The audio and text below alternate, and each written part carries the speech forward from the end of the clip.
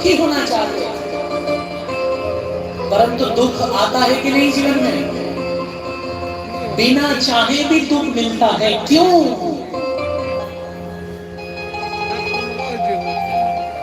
जब कोई दुख नहीं चाहता तो दुख मिलता क्यों है?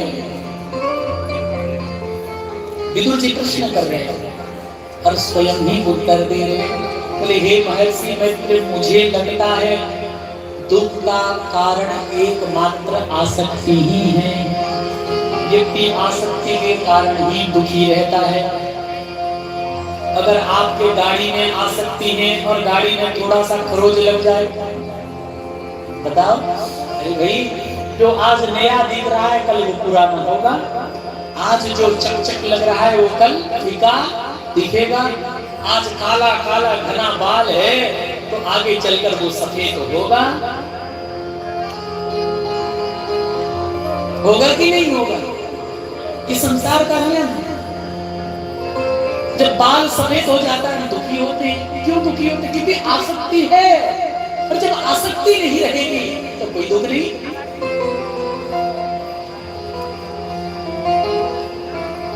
होगा प्यारे वही जो श्री राम जी को भाएगा। राम जी की इच्छा में अपने आप को मगन रखें।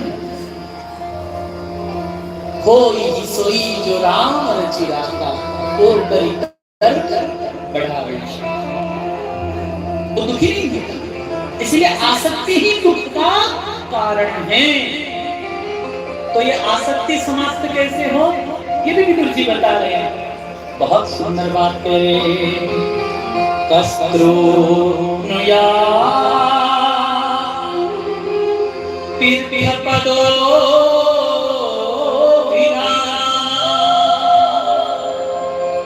सत्रे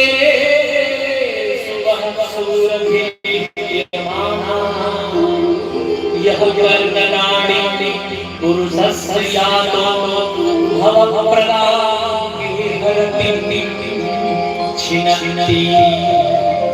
घर में जो रखी है आसक्ति है, शरीर में जो आसक्ति है, ये नष्ट कैसे होता है? बोले यह कर्ण नाड़िम पुरुषस्य यातो।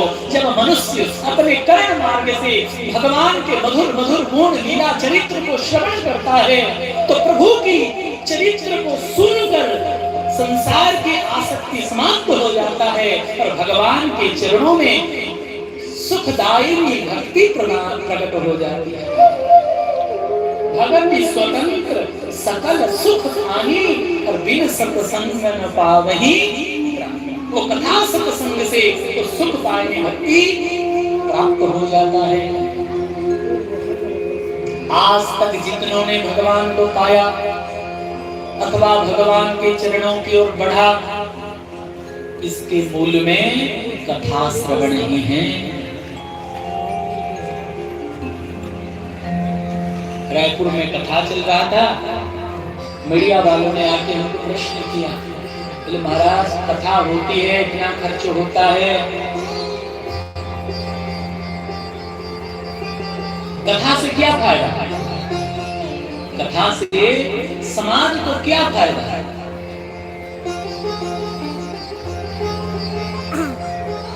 हमने कहा कथा से समाज को क्या फायदा नहीं है वो हमको बताओ। हमें निज धर्म पर चलना सिखाती रोज राम। फायदा का बात बताते हैं, केवल पैसा कमाना फायदा है?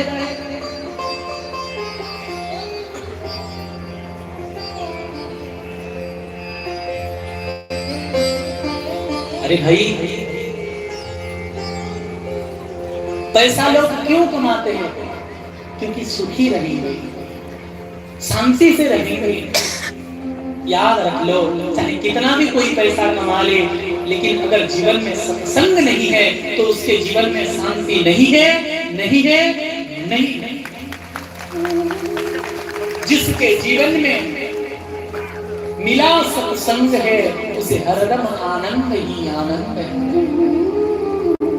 मेरे प्रभु जी से मिलने का सत्संग ही बहाना। इसी अपना रास्ता